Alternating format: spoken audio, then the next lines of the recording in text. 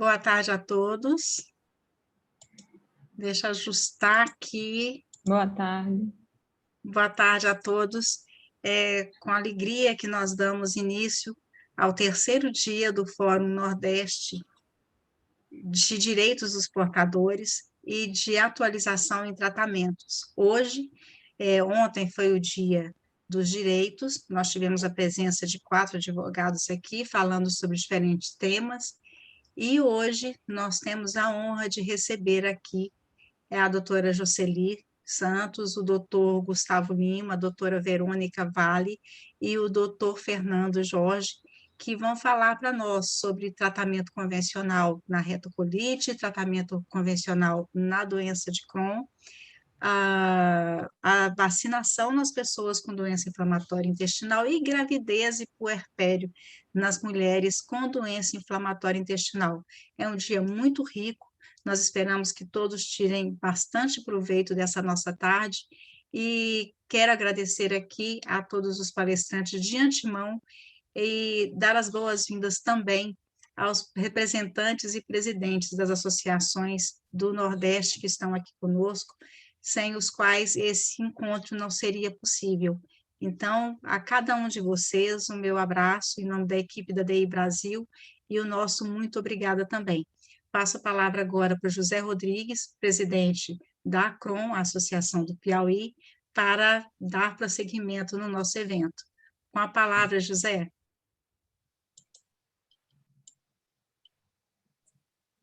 Boa tarde a todas as associações, boa tarde aos associados e boa tarde ao público. Vou apresentar a nossa palestrante que vai nos brilhantar no seu tema, tratamento convencional para a retocolite. A nossa palestrante é a doutora Jocely Oliveira dos Santos, graduada em Medicina pela Universidade Federal do Piauí, médica endoscopista de urgência do Hospital de Urgência de Teresina, do Hospital de Tratamento Intensivo Sul e do Hospital Getúlio Vargas, aqui em Teresina, HGV. Gastroenterologista do Hospital de Tratamento Intensivo Sul, especialista em tratamento de doenças inflamatórias intestinais, ARDI, doença de refluxo esofágica e de doença celística. Membro titular da Federação Brasileira de Gastroenterologista, membro titular da Sociedade Brasileira de Endoscopia Digestiva e membro do Grupo de Estudo de Doenças Inflamatórias Intestinal, a GEDIB. Fora isso, nós, da Crohn, fizemos uma indagação e uma pergunta a alguns membros. O que significa para você, paciente, e para a associação, a doutora Jocely, em uma única palavra. Aí recebi algumas respostas, como generosidade, insubstituível, tudo, mentora, incansável, base, empatia, gratidão, importância, e uma que disseram assim, amor. Ela é a própria definição de amor humano. E, com isso, faço aquela frase tão famosa no nosso primeiro FOPAT de Brasília, onde nós levamos da Crohn uma frase de Fernando Pessoa. Dizemos, somos todos anjos de uma só asa e só podemos voar quando nós nos abraçamos uns aos outros. Isso significa a união entre os pacientes e as associações. Com tudo isso, e o muito obrigado por tudo, apresenta a doutora Jocely. Muito obrigada, Júlia. Obrigada mesmo. Eu estou emocionada. E gostaria de agradecer, então, a Acron, né, na pessoa do nosso presidente, incansável também na luta, né, pela nossa associação. Agradecer a DI Brasil, na pessoa da Patrícia, também incansável na luta para organizar, para juntar todas essas associações. Pensei em vestir uma camisa do Maio Roxo, mas eu tinha essa camisa aqui, onde diz assim, não sei se todos estão vendo, juntos somos mais fortes. E nós fizemos essa camisa, né, para a Acron, na visita aqui da Marta, uma grande amiga, Marta Brenner, que é presidente da ABCD, e colocamos o nome de todas as associações. Então, é isso, gente. Juntos somos mais fortes. Eu vou iniciar aqui o compartilhamento, né, da tela e dar início à nossa conversa. Vamos conversar, vamos bater esse papo sobre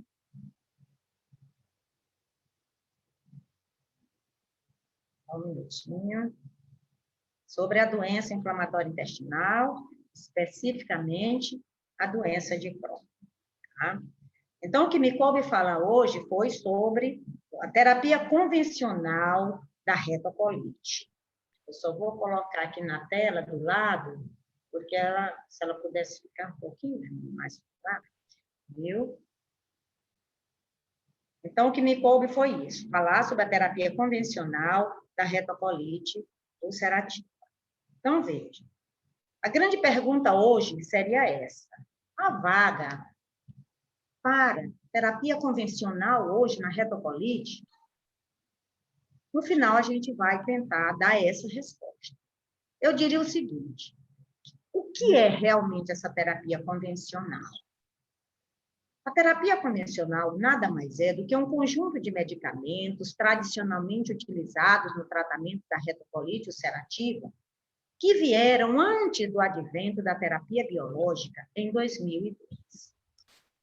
Por que eu já poderia até antecipar essa resposta e dizer: por que há essa terapia convencional? Porque um número expressivo de pacientes pode ainda apresentar resposta e ter um benefício duradouro à terapia convencional, ou seja, uma terapia onde nós não vamos usar nenhum biológico e nenhuma dessas moléculas, nós só temos chamadas as pequenas moléculas, e que, portanto, ele vai se beneficiar de uma droga que tem poucos efeitos colaterais e por muito mais tempo. A escolha da medicação e o seu tempo de uso sempre deve ser uma preocupação para o médico. Pacientes são escolhidos para a terapia convencional, eles vão responder sempre. Então, nós temos que estar antenado. O paciente está bem, está respondendo a essa terapia, continua. E isso deve ser pautado em critérios rigorosos, com base nos consensos e também nas diretrizes nacionais e internacionais. Minha foto não está aparecendo. Então, quais são os principais fatores que eu vou utilizar na escolha da terapêutica, né, na doença inflamatória intestinal? Aqui nós estamos falando da retocolite. Mas eu coloquei aqui o fenótipo porque não é, né, raro acontecer que o paciente chega no consultório do gastroenterologista com essa dúvida: eu estou me tratando de doença inflamatória intestinal, mas até hoje meu médico não sabe se eu tenho retocolite ou doença de Crohn. Então, isso é frequente. Portanto, é muito... Não, eu passo, viu? Pode deixar que eu vou passando aqui. Portanto, é só minha foto que não está aparecendo aqui do lado. Então, é muito importante que a gente defina o fenótipo. É retocolite ou é doença de Crohn? Segundo, o grau de atividade inflamatória. É muito importante na escolha do medicamento que eu saiba se esse paciente tem uma doença leve, uma doença moderada ou uma doença severa. A localização e a extensão da doença da retocolite também é importante, porque isso vai me dar a certeza de que eu estou fazendo a escolha certa da droga certa. Um paciente que chega com uma doença que atinge todo o seu intestino grosso e é uma doença severa, eu não vou começar com terapêutica convencional. Levo ainda em consideração na escolha a fase da doença. Nós sabemos que a doença inflamatória intestinal, ela ocorre em ciclos, ou seja, em fases de atividade ou em fases de remissão. E essa doença vai indo. Portanto, quanto mais tempo o meu paciente ficar em remissão, mais seguro nós vamos estar que é um paciente que não vai apresentar complicações. A associação com manifestações extraintestinais. Nós sabemos que de 25% até 40% dos pacientes podem apresentar manifestações extraintestinais na doença inflamatória intestinal. Que essas manifestações podem ou não acompanhar a atividade inflamatória da doença. Tenho que levar em consideração os efeitos colaterais e as contraindicações da droga. E também os fatores prognósticos. A idade. Na terapêutica convencional da retocolite, é muito importante, porque nós sabemos que aquele paciente em que a doença vai apresentar numa fase mais tardia, depois dos 60, 70 anos, portanto, ele vai ter uma doença mais branda. Da mesma forma, o fumo e as complicações. Um paciente que chega com estenose, ele não tem mais indicação. É uma complicação da doença inflamatória intestinal e não há mais espaço para a terapêutica convencional. E, por fim, o direcionamento dessa terapia, ou seja, eu tenho que controlar a inflamação e cicatrizar a mucosa. Esses são os nossos alvos terapêuticos. Então, o que é realmente a retocolite ulcerativa? Retocolite é uma doença inflamatória crônica, autoimune, ou, como nós vemos, imunomediada. Ela acomete o colo e ela se caracteriza por períodos de atividade de remissão, que acomete todos os dois sexos e predomina nessa idade, dos 20 aos 40 anos de idade. Ela apresenta um padrão contínuo, portanto, dessa inflamação. Esse processo inflamatório, ele tem início, aqui vocês estão vendo, né, o reto, e... Desculpe, eu voltei aqui uma. Ele se inicia aqui no reto e, portanto, ele vai ascender para as porções mais distais do colo. É um processo inflamatório que ele também pode acometer a mucosa e, eventualmente, a submucosa do colo.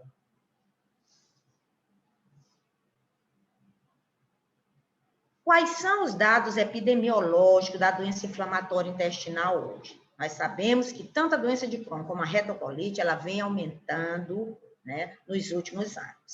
Essas doenças, elas vêm aumentando, sobretudo naqueles países industrializados, onde a gente, e também nos países em desenvolvimento, onde a gente vê que a incidência dessa doença vem aumentando e ela é mais frequente na retocolite do que na doença de Crohn. Vejam aqui que nós temos de 0,5% a 14%, a incidência da doença, enquanto que a doença de Crohn tem menos. Ela também é mais prevalente. Quando a gente fala de prevalência, é o número de casos por cada 100 mil habitantes. Vejam que a retocolite também é mais prevalente do que a doença de Crohn, 35 a 240, que a idade de acometimento está na fase mais ativa da vida da pessoa, entre 20 a 40 anos de idade, mas ela pode acometer qualquer idade, até a população pediátrica, que vem aumentando nos últimos anos. E ela tem um segundo pico de incidência que vai dos 60 aos 80 anos. Ela acomete igualmente homens e mulheres, acomete mais a raça branca do que negros e asiáticos, etnias, o que nós temos visto que ela é muito frequente dentre os judeus, sobretudo, né, nesses que são denominados Askenazi. E, quando a gente considera a população urbana e a rural, ela é mais frequente, portanto, na zona urbana do que na zona rural.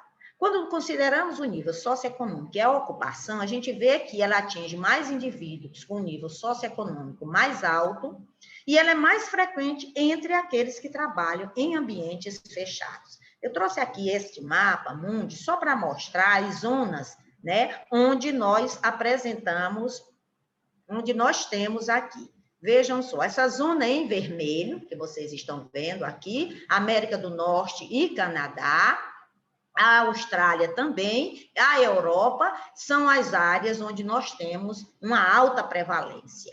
Em azul, o Brasil está aqui, também grande parte, né, a Rússia, China, são consideradas zonas de baixa prevalência.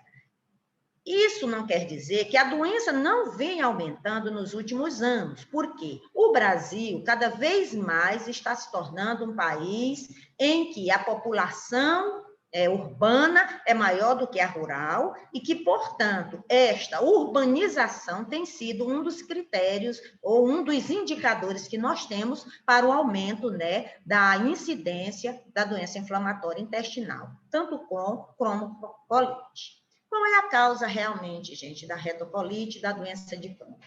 Nós não temos ainda uma causa, nós não sabemos qual é a causa, mas há tratamento para essa doença. Nós não sabemos e por isso mesmo nós agimos apenas nos sintomas. O que nós sabemos hoje é que a doença de Crohn, como a retocolite, ela está bem aqui na interseção, se vocês veem. Desculpe, sempre. Ela está na interseção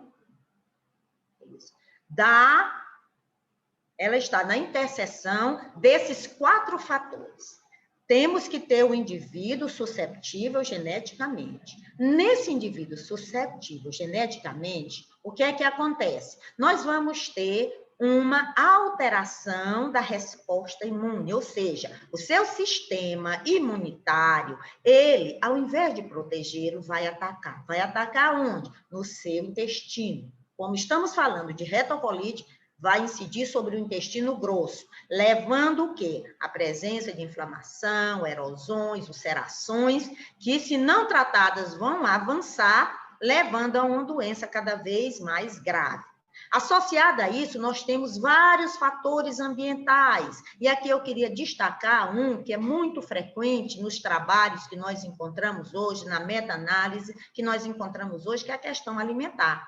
Como a população a população ocidental, ela está cada vez mais morando nas cidades, nos grandes centros urbanos, nós temos uma alimentação cada vez mais industrializada. São alimentos, né, xenobióticos, ricos em conservantes, em corantes, em aditivos, que vão levar, né, que vão atuar como um fator ambiental na gênese da doença inflamatória intestinal. É claro que o tabagismo, que o estresse, que as infecções, que o fumo, são os anti-inflamatórios não esteroidais, também são fatores ambientais, são gatilhos ambientais. Mas o outro fator que entra também é a disbiose. Nós sabemos que durante o dia nós engolimos milhões e milhões de bactérias, de vírus, que vão se alojar no nosso intestino, formando o que nós chamamos de microbioma, ou microbiota intestinal. Mas há um equilíbrio entre, né, este microbioma e o nosso sistema imunitário. Não sabemos por quê. Na doença inflamatória intestinal, tanto retocolite como doença de Crohn, este equilíbrio é desfeito, é o que nós chamamos de disbiose. E essa disbiose também entra na gênese da doença inflamatória intestinal. Então, o próximo. O que é importante nessa hora é a gente saber a história natural. A história natural da doença inflamatória intestinal mudou muito com o conhecimento que nós temos hoje acerca da sua fisiologia, da sua fisiopatologia, do aumento da sua incidência, da prevalência. E o que nós temos visto atualmente é o quê? Que nós temos que atuar nas fases mais precoces da doença. É o que nós chamamos de janelas de oportunidade, onde nós vamos encontrar discretas lesões epiteliais. É a fase precoce, é o início da doença, é a janela que nós temos para atuar, para fazer com que o paciente, ele não evolua para formas mais graves, tá? Mas se isso não acontecer, o que é que vai se seguir a essas lesões epiteliais? Aí nós vamos encontrar o segundo passo, que ainda está dentro dessa fase precoce, mas que nós ainda podemos atuar, que é essa extensão mais proximal da doença, na qual ela vai atingir, né, do reto, nós já sabemos que ela se inicia no reto, vai ao sigmoide, não tratada, ela vai ao colo descendente e assim atingindo cada vez mais áreas. Depois dessa extensão proximal, essa doença vai progredir, caso não seja bem tratada, para alteração de motilidade. Aí nós já temos um dano estrutural, onde o paciente vai ter o quê? Um intestino bastante inflamado, onde já há perda das exaustrações desse paciente, onde o paciente já pode apresentar alguma alteração de estreitamentos, de estenoses, que não são totais, mas que vão levar a uma série de sintomas e que, se não tratada, sim, aí nós vamos para as estenoses, as displasias e o câncer de reto. Então, é muito importante que a gente entenda este circuito, vamos dizer assim, ou seja, essa história natural que vai ascender de pequenas lesões aqui no reto, né, que vai ascender proximalmente, que vai levar a alteração de motilidade, que vai levar a estenose de reto e, por fim, levar à cirurgia. Então, são as cirurgias o ponto final, com as colectomias, que na maioria das vezes são retiradas totais do intestino, a história natural da doença inflamatória intestinal. Portanto, o que é importante, o próximo slide. É importante, portanto, que quando você chega no consultório do médico, e é por isso que eu queria colocar alguns itens aqui, sobre a questão da retocolite, porque eu acho que a grande função da DI Brasil e de todas as associações é empoderar os pacientes, é fazer com que os pacientes entendam cada vez mais da sua doença, porque assim ele pode ter uma relação médico-paciente melhor, ele pode cuidar mais de si mesmo, ele pode aderir melhor ao tratamento que é proposto para o médico, mas que esse tratamento seja escolhido de comum acordo. E por isso é que é importante que vocês tenham conhecimento sobre a doença, né, que acomete a cada um. Então, esse empoderamento que o paciente tem que ter é tarefa de todas as associações de pacientes. Então, quando o médico decide tratar um paciente, a primeira coisa que ele tem que ver é a questão de classificar. Aonde está a minha doença? E nós classificamos a retocolite em proctite, quando ela está com cometimento limitado ao reto, quando é uma retocolite que está até o ângulo esplênico, nós chamamos de uma colite esquerda, e extensa quando ela se propaga além do ângulo esplênico. Essa é uma classificação importante, porque se a doença está restrita ao reto, o médico vai usar só o quê? Um supositório. Eu não vou precisar usar um corticoide, eu não vou precisar usar nenhuma outra droga. O paciente resolve bem apenas com os supositórios, porque a doença é restrita, diferente de um paciente que tem todo o intestino acometido. Mas nós vamos levar em consideração também os sintomas que o paciente apresenta. E essa escala que eu trouxe aqui para vocês é importante, não precisa a gente se detalhar muito, mas para dizer, quando o médico perguntar para vocês assim, olha, quantas vezes você evacuou agora? Chegou em crise, no consultório, aí o médico pergunta, quantas vezes você evacuou? Doutor, não lembro. É importante lembrar, gente, porque o médico tem que classificar a doença de vocês. Foi 4 vezes ou menos? É leve? É moderada? Quando você evacua até 5 vezes ao dia? É severa? Quando é maior ou igual a 6 evacuações. Se o médico perguntar, teve sangue vivo?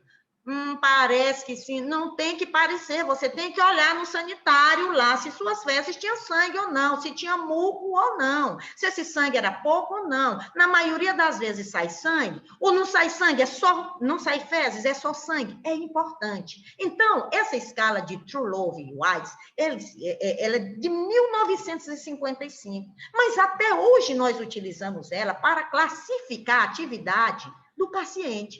Como nós estamos tratando de terapia convencional, esse paciente tem que ter o quê? Uma atividade leve a moderada, ou seja, menos de 5 evacuações, sangramento apenas uma vez, que a temperatura dele seja normal ou com valores intermediários, pulso é normal, a hemoglobina dele está acima de 10 e o VHS menor ou igual a 30. Então, ele pode ser um candidato à terapia convencional. Mas aí, em 2002, houve uma reunião em Montreal em que foi juntado a classificação clínica dos sintomas com a classificação endoscópica. Por que que isso foi importante para a gente avaliar melhor, tratar melhor e ter um prognóstico melhor? Porque aí nós vamos saber se o paciente tem ou não tem o principal alvo que nós temos que atingir na doença inflamatória intestinal, quer seja retocolite, quer seja doença de Crohn, que é a cicatrização da mucosa. Portanto, nós temos esses scores que vão nos dizer se o paciente tem, ó, aqui são os scores, né, como eu falei, daqui, número de evacuações, que nós já vimos antes, e ao lado, aqui, os parâmetros, né, endoscópicos, ou seja, a doença é levezinha, tem só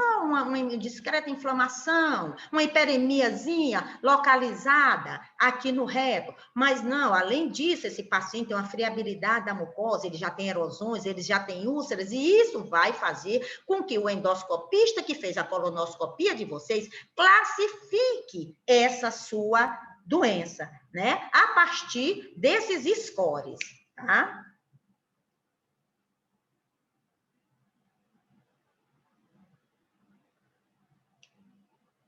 Então, aqui só para vocês verem como é importante, olha a colonoscopia de vocês antes de levar ao médico, conversem com o médico, vejam a descrição. Lá embaixo, o colega que faz, né, o colonoscopista, que é experiente, ele vai dizer que o acometimento da doença é contínuo, ele vai ter que descrever aonde é que vai a doença, se até o reto sigmoide, e aonde e quais são as alterações que tem, e a partir daí ele dizer se é maio 0, 1, 2 ou maio 3, tá? E a partir dessa classificação, baseada nesse score, se a doença é leve, moderada ou grave, que nós vamos, então, escolher a melhor medicação. Mas é claro que nós temos que levar em consideração, gente, os prognósticos. O que é importante para me fazer essa escolha da terapia convencional ou não? Se o paciente tem menos de 40 anos, se a extensão da doença é limitada, se os marcadores de fase ativa, como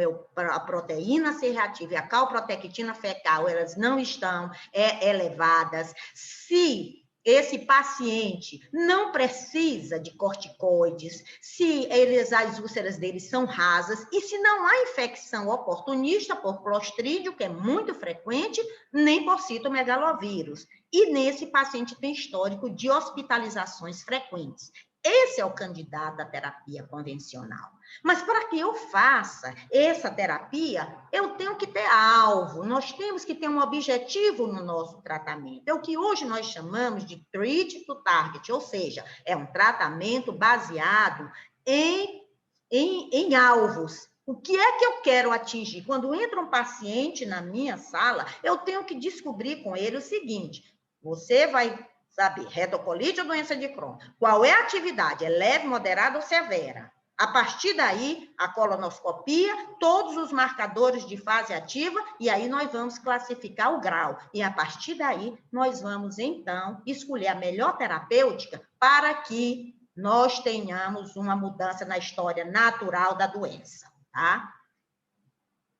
Vamos mudar o curso dessa enfermidade e assim conseguir um gol importante, que é a melhora na qualidade de vida.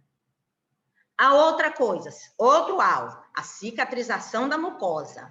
Mucosa cicatrizada significa que o paciente vai se hospitalizar menos, que ele não vai precisar usar corticoide, ele vai estar livre de corticoide. É um paciente que vai ter uma qualidade de vida melhor, é um paciente que não vai ter complicações. Então, por isso que um alvo importante que o médico colonoscopista vai nos dar é a cicatrização de mucosa. E que essa cicatrização não seja conseguida às custas de esteroide. Você não pode ficar usando corticoides, né? Sempre ele tem o seu uso e tem, né, o período em que a gente pode usar com segurança. O outro alvo é que tire, né, que o paciente responda clinicamente, ou seja, sem sintomas e sem o sangramento, sem o tenesmo, sem o puxo, e que esse paciente entre em remissão clínica. Com isso, nós garantimos o que é mais importante, que é essa remissão profunda, ou seja, é uma remissão que é clínica, o paciente não tem sintomas, é uma remissão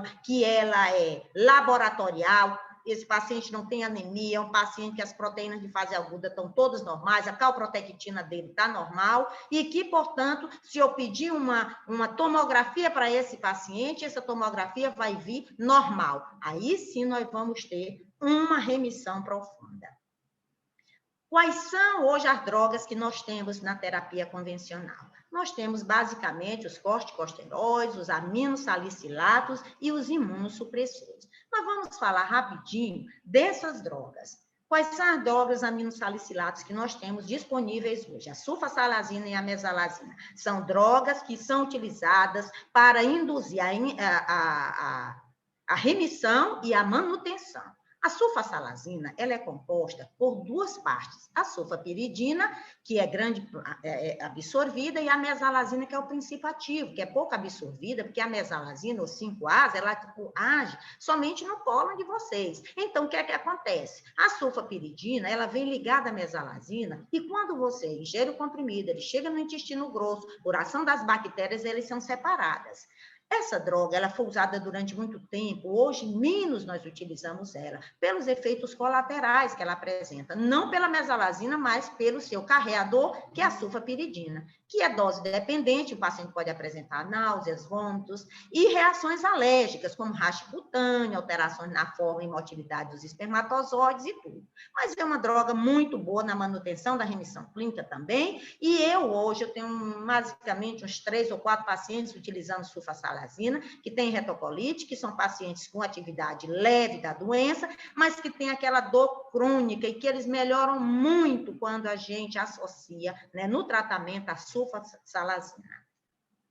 A mesalazina é uma droga de escolha para retocolite leve a moderada, ela induz a remissão da retocolite em 8 semanas, mas é importante que não use subdoses. A gente vê muito hoje pacientes com doença moderada, ainda usando 2 gramas de mesalazina, 3 gramas de mesalazina. O estudo A102, ele mostra para a gente que nesses pacientes com retocolite, né, moderada, nós temos que usar a dose máxima, que é 4,8 gramas ao dia.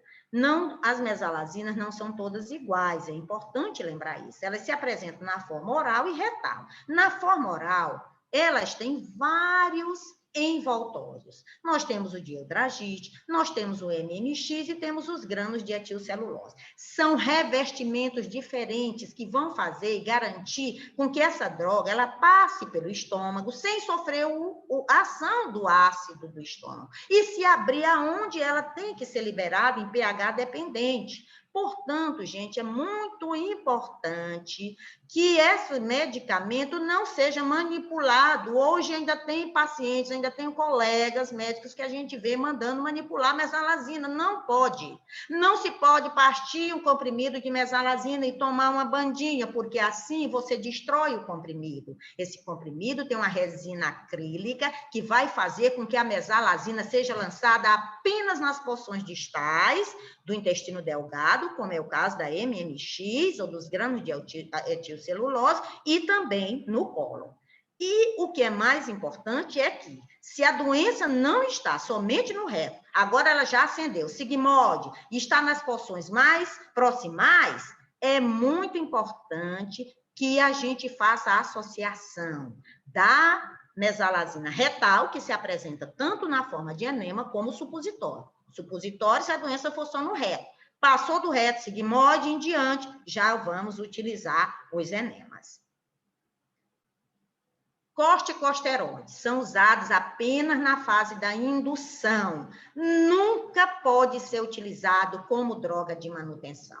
Vocês conhecem, a mais utilizada é a prednisona, 60% a 80% de remissão na retocolite. Só que nós não podemos utilizar altas doses, nunca ultrapassar 40 miligramas por dia. Antigamente, nós chegávamos a 60 miligramas por dia de corticoide, mas a gente viu que os efeitos colaterais eram muito grandes e que não havia grande benefício em utilizar uma dose tão alta. Então, você começa utilizando aquele corticoide na dose que você vai escolher, dependendo do que o seu paciente estiver. Se for uma dose alta, máxima de 40 miligramas ao dia, você utiliza por 1 a 2 semanas e a partir daí começa a tirar 5 miligramas por semana, não ultrapassando, né, as 8 semanas. A budesonida eu não vou falar, porque o colega vai falar, ela está restrita à doença de Crohn, e a hidrocortisona e a metilprednisolona, elas são corticóides utilizados apenas na retocolite grave, em que o paciente está em internação hospitalar. Bom, mas qual é o grande perigo dos corticoides, além dos efeitos colaterais? O paciente ficar dependente de corticoide, ele começou a usar, aí ele usou ali a primeira semana, segunda semana eu começo a desmamar, aí ele volta a sentir. Toda vez que eu tento retirar, mesmo pequena dose, ele volta a ter sintomas. O paciente está córtico dependente. Ou então, eu introduzi o corticoide, estou com uma semana, já com 2 semanas, esse paciente não está respondendo. Ele é córtico refratário. Então, esse paciente, nós temos que dar avanço. Veja só. Tratamento da retocolite é um tratamento que a gente chama hoje de tratamento de baixo para cima. Eu começo com drogas de poucos efeitos colaterais que poderão ser utilizadas a longo prazo até o paciente perder a resposta. Então, eu vou começar com a mesalazina, não deu certo, eu associo ao corticoide, não deu certo, então eu subo mais um degrau. Veja que nós estamos subindo. Depois dos corticosteroides, então nós vamos, aqui só para lembrar, os efeitos colaterais, antes de passar para as tiopurinas, viu? Então, gente, muito cuidado. Ainda hoje eu vejo pacientes, né, na associação, nós temos um grupo de WhatsApp, e o povo já está quase doutor. Começa a usar corticoides, sem falar com o médico, a doença entrou em atividade, aí ele já sabe a dose, ele já sabe como fazer o desmame, mas não pode ser usado sem que o médico prescreva a droga. Olha aqui os efeitos colaterais, né? Glaucoma, catarata, o paciente pode ter depressão, diminui os glóbulos vermelhos. Uma coisa importantíssima hoje é a atuação deles a nível do tubo digestivo alto, úlcera gástrica, perfuração, pancreatite, hipertensão arterial, osteoporose. Então, uma série de efeitos colaterais que os corticoides têm. São drogas excelentes, tiram o paciente rápido do sintoma, por isso mesmo devem ser utilizados quando há necessidade, mas também retirados porque não cicatrizam mucosa e são drogas de indução de remissão, nunca de manutenção. E, por fim, as tiopurinas, que é a azatioprina, A6 mercaptopurina. Elas estão indicadas naqueles pacientes que não responderam ao corticoide ou que são dependentes a ele ou que houve falha do aminosalicilado. Né? Então, a azatioprina, ela é um dos mais utilizados hoje no nosso meio. O único cuidado que nós temos que ter ao introduzir uma droga imunossupressora é de preparar o paciente antes dele chegar nessa fase. Então, só para, como eu disse, tem que empoderar vocês. Vocês têm que saber. Chegou no consultório do médico a primeira vez, o paciente tem que pedir, cadê sua vacinação? Seu cartãozinho de vacina.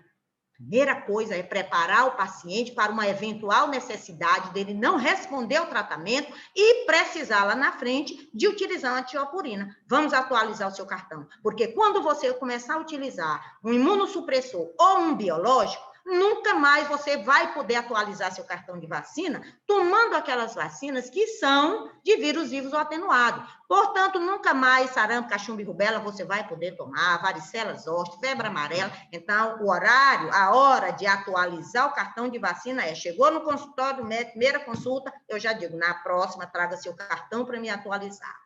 Então, fora isso, os cuidados, né, de ver pulmão, de ver as doenças infecciosas, que a gente pede de rotina, HIV, hepatite B, hepatite C, hepatite A, que muitos jovens não receberam a vacina da hepatite A e não estão imunizados, e vocês têm direito. Mas nós vamos ter uma colega que vai falar logo a seguir. O metrotexato é outro imunossupressor que ele não mostrou uma grande vantagem na retocolite. Na doença de Crohn, sim, mas ele tem se mostrado ineficaz na indução da remissão clínica nos pacientes com retocolite. E os outros são os chamados inibidores da calcineurina, que é o tacrolimo, que é utilizado muito pouco, porque tem poucos estudos controlados e é uma droga de muitos efeitos colaterais que exigem uma vigilância com dosagem sérica seriada e que levam a uma toxicidade renal muito grande. E o outro é a ciclosporina, que é uma droga de uso unicamente, né, hospitalar, endovenosa, que é utilizada nos casos de retocolite grave, né, e que é uma opção ao uso do infliximab nos casos de retocolite grave, para tirar o paciente daquela evolução para os quadros graves de megacólon tóxico. Tá? Então, nós temos que tratar o paciente com alvos terapêuticos. Chegou no consultório, iniciou o tratamento, reavalio com 3 meses, pedindo novamente hemograma, não tem mais anemia, VHS, PCR, está tudo normal. Não tá, eu ajusto o tratamento, reavalio de novo, eu já estou aqui, reavaliando meu paciente de novo, com 1 mês. Consegui, objetivo foi alcançado, 6 a 12 meses, eu não vou ficar usando corticóide por 6 meses esperando que um paciente melhore. Se ele não melhorou, eu tenho que avançar, eu tenho que subir degraus, eu tenho que atingir que o paciente não fique apenas melhor clinicamente, mas que ele também melhore endoscopicamente, cicatrizando todas aquelas lesões que a endoscopia me mostrou quando eu pedi. Então, eu reavalio com 6, 12 meses, peço uma nova colonoscopia, tá bem? E assim eu vou continuar monitorando. Então, veja que é um ciclo, tá certo? Então, eu queria, né, só encerrar, eu acho que eu falei muito rápido, era muita coisa, mas eu queria agradecer mais uma vez a Patrícia, dizer que eu me coloco à disposição para as perguntas e queria convidar vocês para o nosso Maio Roxo da Acron. Tá? Nós vamos, né, fazer uma grande live no dia 29, que vai ser transmitida pelo nosso, né, YouTube, Facebook, grandes gastroenterologistas, nutricionistas. Nós vamos ter receitas que nós mandamos fazer, né, uma gastrônoma. Eu sei que, às vezes, a alimentação de vocês é outra, nutrição é outra coisa importante. Então, eu convido todos a participarem do Maio Roxo da Acron, próximo sábado, dia 29, às 16 horas. Muito obrigada. Muito obrigado, doutora, por essa excelente aula dos tratamentos convencionais da retocolite. Como eu sou presidente da CRON, convido, reforço esse convite da senhora a participar da nossa live, dia 29, a partir das 4 horas da tarde, no canal do YouTube. Tomara que seja um sucesso, como está sendo esse fórum nordestino pela ADI Brasil. E passa a palavra à Patrícia. E eu vou devolver a palavra a vocês, porque eu estou vendo um monte de mãos levantadas aqui, e nós temos, como é previsto, cada palestrante tem o tempo para a palestra e depois tem 15 minutos para perguntas do público. E tem um monte de gente com as mãozinhas levantadas aqui, outras pessoas que não levantaram as mãos, mas que fizeram perguntas no chat. Então, todos vocês fiquem muito à vontade para abrir o microfone e fazerem a pergunta diretamente à doutora Jocely, tá? As perguntas, o espaço é de vocês. Olá, boa tarde. Boa tarde. Meu nome é Ivanise e eu sou aqui de Natal, no Rio Grande do Norte. E eu tenho uma dúvida em relação ao reparo da mucosa. Então, pacientes com retocolite ulcerativa e doença de Crohn podem estar usando a glutamina e probióticos? Olha, essa glutamina ela pode ser utilizada quando o paciente tem baixo peso. Então, o paciente chegou no consultório, ele tem que ser pesado e medido e calculado o seu índice de massa corpórea. Esse paciente está com baixo peso e ele tem uma proteína baixa, porque nós pedimos, né, a avaliação completa. O IMC vai me dizer se esse paciente está desnutrido, baixo peso, ou se está com peso ideal. As proteínas de fase aguda, elas envolvem quem? As proteínas totais e as frações, que é a albumina e a globulina. Se essa albumina estiver baixa, então há indicação, sim, desde que seja prescrito direitinho pela sua nutricionista. Às vezes, o que acontece é que tem pacientes que não são necessários e querem utilizar algumas eu digo prescritos, né, lá nas academias. Isso aí não está indicado, tá certo? Então, desde que você precise utilizar a glutamina, você está com uma albumina baixa, foi indicado pela sua nutricionista, não tem nenhum problema. Probióticos não tem ainda nenhum trabalho que comprove a ação deles na doença inflamatória intestinal. Se você está com diarreia ou doença de Crohn, retocolite, então utilizar esses probióticos, eles não têm ainda nenhuma comprovação que funciona. Então, você está tendo a sua diarreia porque a sua doença está ativa. E o que tem que ser controlado é a sua doença, né? De base. Então, não adianta ficar usando os floratis da vida, porque não vai resolver o problema. Muito menos utilizar antidiarreicos, quer seja opioides ou não. Os mais comuns é o Imosec. Você compra, né? Eu digo sempre, os pacientes até a granel. Não pode usar, gente.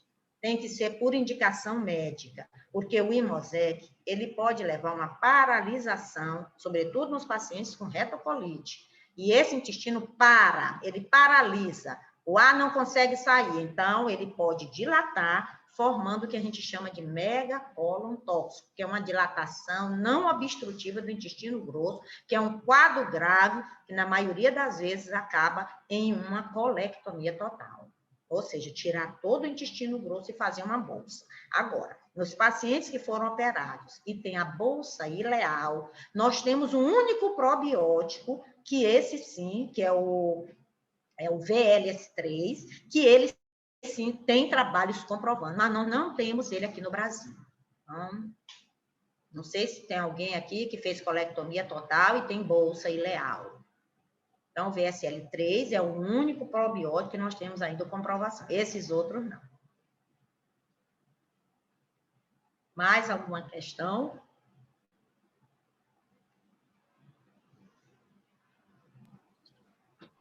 Doutora Jusceli, boa tarde a todos. Mais um dia de evento. Aqui é o Wagner, da Associação Alagoana. Sempre era para me fazer essa pergunta aos médicos que eu frequento, mas nunca fiz. A retocolite, eu sou portador da retocolite. Qual é o que ela atinge a nosso sistema dermatológico? Porque eu percebi que depois, já está uns 10 anos que eu tenho a retocolite, e percebi que apareceu várias manchas no meu rosto. Aí não sei, é a questão da reto ou da medicação? Aí tem que avaliar. A doença inflamatória intestinal, ela atinge o intestino e fora dele. Fora dele é o que nós chamamos de manifestações extraintestinais, que acontecem em 25% até 40% dos pacientes com doença inflamatória intestinal. Em algum momento, eles vão manifestar essas manifestações extraintestinais.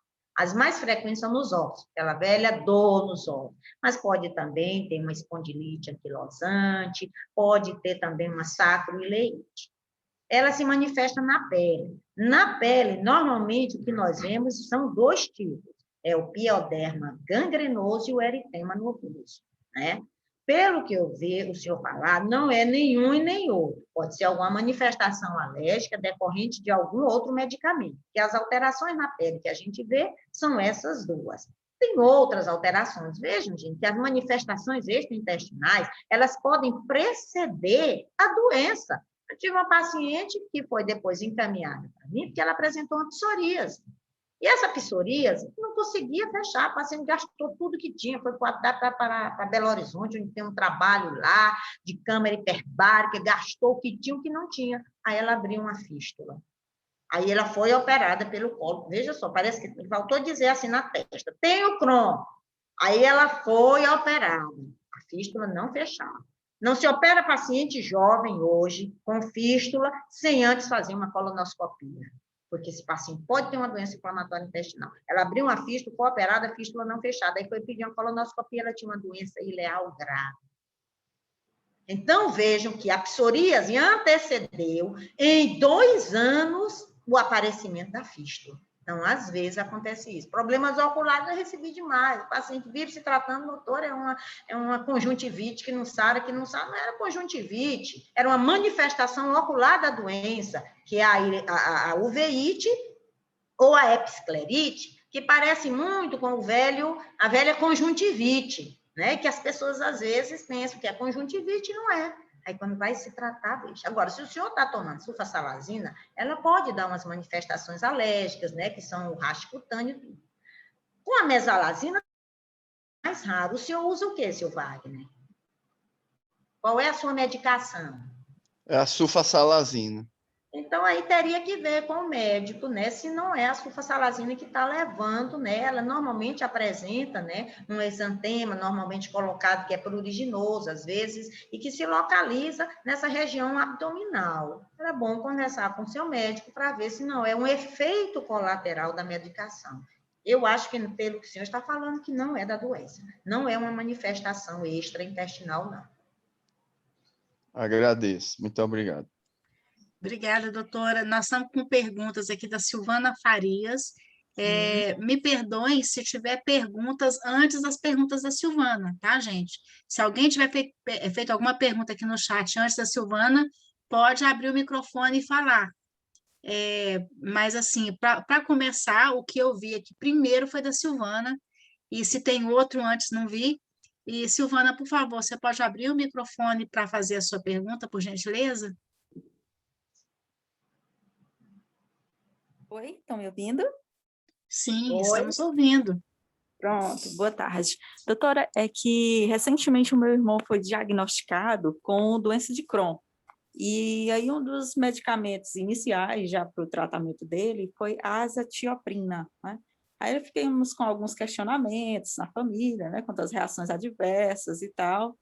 E ele já tinha tido no ano passado uma fístula, né, aberta, que não fechava, tal, e foi feito todo esse procedimento que a senhora explicou muito bem aí na sua apresentação, da ressonância, da colonoscopia, né? E viram algumas coisas, alguns pólipos, césseis e tal, só que a gente ainda está com um pouco de receio, né? Ele está fazendo acompanhamento ele está em Juiz de Fora, está fazendo acompanhamento lá no Hospital Universitário de Minas. E aí eu queria saber se realmente as medidas para começar esse tratamento com a azatioprina, devido a essas complicações iniciais já dele, né? Ele está tomando as vacinas, começou a tomar vacinas e vai começar a tomar azatioprina.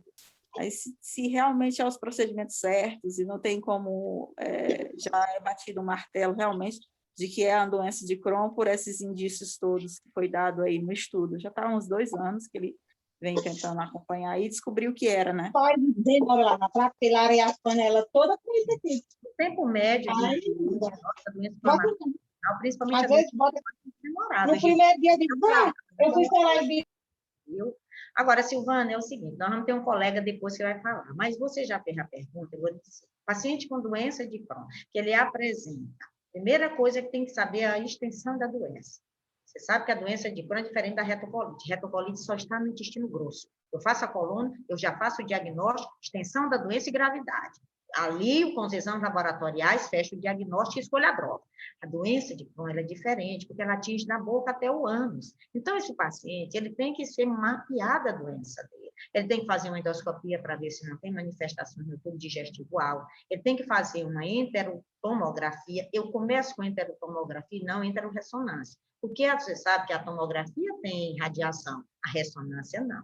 Mas a tomografia, ela tem menos efeitos técnicos, sabe? De apresentar alguma coisa, alguma alteração, o paciente se mexe um pouquinho, não encheu a barriga direito, como o médico queria, ela pode apresentar esses efeitos, né, especiais que não... Então, eu começo com a tomografia, não com a ressonância. Enterotomografia, classificar o intestino delgado. Tem doença de delgado? Aí sim a gente vai para a colonoscopia, faz a coluna e vê, e entra, todo paciente com doença de Crohn tem que ter lá, entrar a válvula iliocecal, 5 centímetros iniciais do ilho terminal.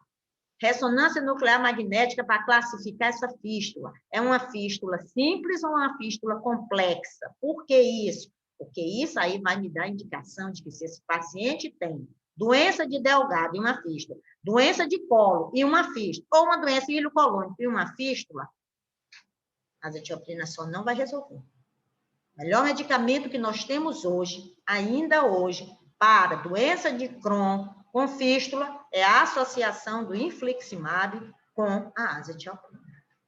Mas o grupo mineiro é um grupo top, com certeza esse paciente ele vai ser bem encaminhado lá. É só para, né, que você tenha esse conhecimento e a gente possa, né, colocar. Não, me bote aqui não. Só a título de esclarecimento aqui, depois, vocês podiam fazer contato conosco, por favor, só para informar em qual cidade que seu irmão está fazendo tratamento, porque a sede da DI Brasil é aqui em Minas, e, bom, indubitavelmente, em qualquer hospital que ele esteja sendo atendido aqui, ele certamente será muito bem atendido. A gente tem uma equipe muito boa no estado. Aliás, o Brasil avançou muito, né, doutora Jusceli? O Brasil avançou muito. Então, se você visse há 5 anos, você não conhecia profissionais que fossem especialistas em cada estado, e agora a gente tem essas referências em todos os estados, não tem um estado que está sem cobertura. Mas, se precisar, vocês podem fazer contato conosco, que a gente encaminha vocês para a Associação Mineira, tá? Para um contato mais próximo, já que seu irmão está fazendo tratamento dele aqui. Tem uma pergunta também da Keliane, de Souza Brito. Keliane, fique à vontade.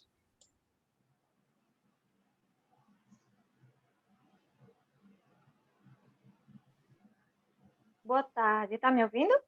Estou. Pode fazer essa pergunta, Keliane. Boa tarde. Eu vi que a senhora, ao falar sobre alguns scores, né, tem uma pontuação aí, embora eu estava falando sobre a retocolite, mas esse score é o mesmo para a doença de Crohn? Não, é outro. Nós temos o score de Maio para a doença de Crohn e o score para a retocolite. Então, eu só me ative ao score para a retocolite ulcerativa, porque a minha aula era sobre isso, viu? Uhum. E no caso dessas vacinas que a senhora falou, que aí no caso para o Crohn, né, apesar de ter falado sobre retocolite, foi me solicitado para providenciar, que agora eu esqueci, acho que é pneumocócica 13, acho que é uma coisa assim. São as vacinas que vocês têm que tomar antes, viu, Keliane? Influenza, Aí eu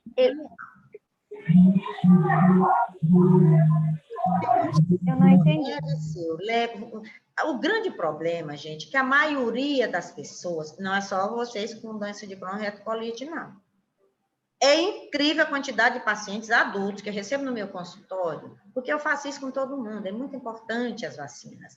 Então, cadê seu cartão de vacina? Não, doutor, não tenho mais não, perdi. Ou então, cada vez que eu vou lá, eu levo um. Não pode, vocês têm que ter o cartão de vacina de vocês direitinho. Entrou no consultório médico, doutor, queria até atualizar meu cartão de vacina. Se o médico não perguntar, você se antecipe e diga, eu não estou com minhas vacinas atualizadas. Agora, depois dessa aula, vocês já vão chegar e se cobrar, viu? Isso se chama relação médico-paciente, que tem que ser uma coisa tranquila, de ida e volta. Médico não pode se zangar com o paciente que diz que quer atualizar o cartão de vacina, porque ele esqueceu, ele não sabia que tinha que atualizar. Médico não pode se zangar com o paciente se ele disse assim, doutor, não está hora de mudar, não, esse meu remédio, eu estou tanto em crise, vivo em crise, não está na hora da gente mudar. Então, não tem que ficar cheio de nhenhenhê, não. Chegou no consultório atualizar cartão de vacina. Vacina da hepatite A, se não está imunizado, ele tem que pedir, não é só vacinar, gente. Muitas pessoas tiveram hepatite e não sabem que tem, por isso que são doenças graves. Então, ele tem que pedir a sorologia para hepatite A, hepatite B e hepatite C. Hepatite C não tem vacina, mas a B e a A tem. Se você não tem o anti-HBS positivo e nem teve contato com o vírus, é um candidato à vacina. Da mesma forma, a hepatite A, o anti-HVA e IgG é pedido na primeira consulta. HIV é pedido na primeira consulta. Feito isso, e o Epstein-Barr, que é um vírus que paciente jovem que tem vírus Epstein-Barr negativo, é muito arriscado utilizar infliximab e azatioprina, pelo risco de mieloproliferação. E os cuidados que a gente tem que ter. Então, hepatite A, se você não é vacinado, hepatite B, se você não é vacinado ou não tomou todas as doses, pneumonia, meningite, a MMR ou a VTV, que é a mesma coisa, MMR e VTV é sarampo, cachumba e rubéola, febre amarela e varicela zoster. O HPV aqui em Teresina é uma briga, mas eu tenho comprado essa briga e a gente tem conseguido vacinar todo mundo para HPV. Tanto mulher quanto homem tem que pegar a vacina para HPV, gente. Antes da azatioprina, tem que checar tudo, gente, fazer a prevenção, ver se não tem nenhum ferimento no colo do útero, tem que fazer a mamografia, se você tem menos de 40 anos, só a ultrassom resolve. 40 anos em diante, mamografia, ultrassom, nódulos mamários, perigoso, usar azatioprina, aí a gente já tem que fazer uma opção por algum outro medicamento que não seja sistêmico, caso precise usar um biológico. Nós temos outros que agem só a nível intestinal, biológico. Então, vocês têm que atualizar esse cartão de vacina. Está usando azatioprina? Cuidado, tem que estar com filtro solar 60 no mínimo, porque a azatioprina pode transformar um sinalzinho bem simplesinho num câncer de pele não melanoma. Então, usou azatioprina, não pode sair de casa sem o filtro solar. Então, são coisas que vocês têm que saber para se empoderarem, conversarem com o médico de vocês e ir para frente. Então, Keliane, caça seu cartão, leva o seu médico. Está faltando. Muito obrigada. Na verdade, eu fiquei sabendo, está com menos de 10 dias sobre a doença de Crohn. Eu nem sabia que existia. Então, assim, está sendo de grande valia participar desse fórum. Vocês estão me dando, assim, informações. Eu não sabia, eu vou precisar voltar lá para falar mais sobre vacina. Não sabia do protetor solar. No caso, ele me recomendou azatioprina, imanilumab, uma coisa assim que eu esqueci. Adalimumab. Isso, né? E, assim, são informações que vocês estão me dando que muitíssimo obrigada, minha gente. Vocês estão me ajudando muito. Olha só, Keliane, é isso que a gente precisa, encontrar as pessoas, assim, antes delas serem diagnosticadas, para esclarecer para a população. Você está com uma diarreia, tem mais de 7 dias, e não passa, gente, não é uma virose. Hashtag esse piriri é coisa séria, tá? E aí aparece você recém-diagnosticada, há menos de um mês. É isso que é importante. Eu falo, como portadora que eu também sou, já tenho 24 anos de diagnóstico de retocolite. Os primeiros 7 anos da minha vida foram um inferno de solidão, de desconhecimento, de desinformação. Eu parei de tomar remédio, porque eu não sabia que tinha que ser para o resto da vida. Então, comecei a tomar, fiquei bem, parei de tomar, não preciso tomar porque é muito caro, tá? Então, não vou comprar. Então, eu não sabia que o medicamento era fornecido pelo governo federal, eu não sabia que tinha que tomar o medicamento para sempre. Nos 7 primeiros anos da minha vida, foram anos solitários e muito penosos para mim, pessoalmente. Às vezes isso é uma boa lembrança. Tem pacientes que chegam no consultório e não sabem o que é um LME. Você já preencheu LME? Não, doutor, o que é isso? Eu estou comprando meu remédio. Não sabe que o medicamento é dado pelo governo. Aí vamos lá, vamos fazer tudo para dar entrada, tudo direitinho. Aí está o papel das associações também, né, doutora? Eu fui me informar no meu plano a respeito da Covid, antes, só para me dizer, Keliane, esqueci de falar da gripe. A gripe é anual, todo ano vocês têm que tomar. Vai lá, pega o laudo do médico. Sobre a Covid, está havendo um engano que eu queria desfazer. Qual é esse engano? Porque aqui começaram a dizer assim, só tem direito quem é paciente imunossuprimido, transplantado ou utilizando imunossupressor. Gente, a doença inflamatória intestinal é uma doença imunomediada. Qualquer momento você pode utilizar uma dose acima de 20 miligramas de corticosteroide, que tem uma ação que aí já vai atuar como imunossupressor. Corticoide, acima de 15 miligramas, já é um imunossupressor. Que a qualquer momento você pode utilizar uma azatioprina, e é uma doença imunomediada. Então, mesmo quem está usando só a sua mesalazina, tem a retocolite ou doença de Crohn, tem direito à vacina. É só mandar o médico, pedir o seu médico que faça um laudo dizendo que você é portador de doença crônica e que necessita ser imunizado. Eu já estou casando no meu laudo para os meus pacientes, a vacina necessita ser imunizado contra o coronavírus e a influenza H1N1. Tá? Doutora Jocely, Nós Então, estamos com, já são 17h06, meu Deus, estamos com um atraso aí de 15 minutos para a palestra da doutora Verônica, a Verônica Vale, lá do Rio Grande do Norte, nossa querida, que vai falar sobre puerpério, gravidez e puerpério nas doenças inflamatórias intestinais. Agradecemos imensamente a senhora, pode ter certeza que não vão faltar oportunidades para nós estarmos juntos novamente. Aliás, estamos juntos sempre, né? A verdade é essa, mas para estarmos juntos, e deixamos aqui o canal de informação da DI Brasil, que é o científico@dibrasil.org.br. Se alguém tiver alguma dúvida que queira direcionar à doutora Jocely especificamente, né, doutora? Podem mandar para nós, que nós encaminhamos para ela. E encaminhamos, se a pessoa for eu até do coloquei Piauí... aí no chat, viu? O link do nosso YouTube, para quem quiser acessar no dia 29, a nossa live, viu? Tá aí no chat, viu? Tá certo, doutora. E também, só para reforçar, também a Acron possui o site, Instagram e outras coisas. É Acron BR, aí você pode anotar suas perguntas que a gente repassa para a doutora Jocely. Estamos à disposição também. Isso. Melhor ainda, então, José. Melhor ainda. Agradecemos a todos. Muito obrigada, doutora. Vou parar aqui a gravação.